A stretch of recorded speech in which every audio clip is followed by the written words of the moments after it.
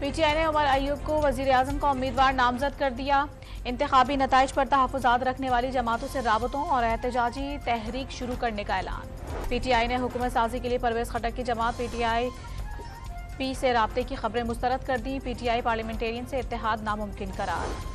विफाक और पंजाब में हुकूमत साजी के लिए मुस्लिम लीग नून और पीपल्स पार्टी की राबता कमेटियों ने सर जोड़ लिए। पीपल्स पार्टी ने अपनी शराइत लीगी क़यादत के सामने रख दी। मरीम नवाज का पंजाब की वजारत आला संभालने से पहले अहम महकमों से ब्रीफिंग लेने का फैसला। 10 सेक्रेटरीज को रिहाइश गाह तलब कर लिया, जराए का दावा। इलेक्शन कमीशन ने NA 128 पर IPP उम्मीदवार ओन चौधरी की कामयाबी का नोटिफिकेशन वापस लेने का फैसला कर लिया।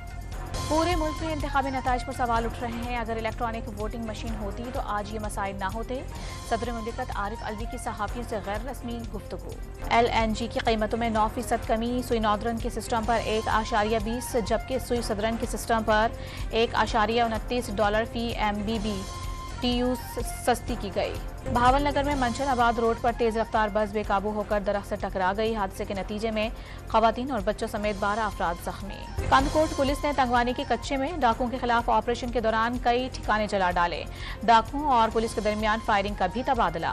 और PCB का इस बार PSL के मैचेस के लिए किसी को भी मुफ्त टिकट्स ना देने का फैसला। VIP बॉक्स भी मुफ्त नहीं मिलेंगे।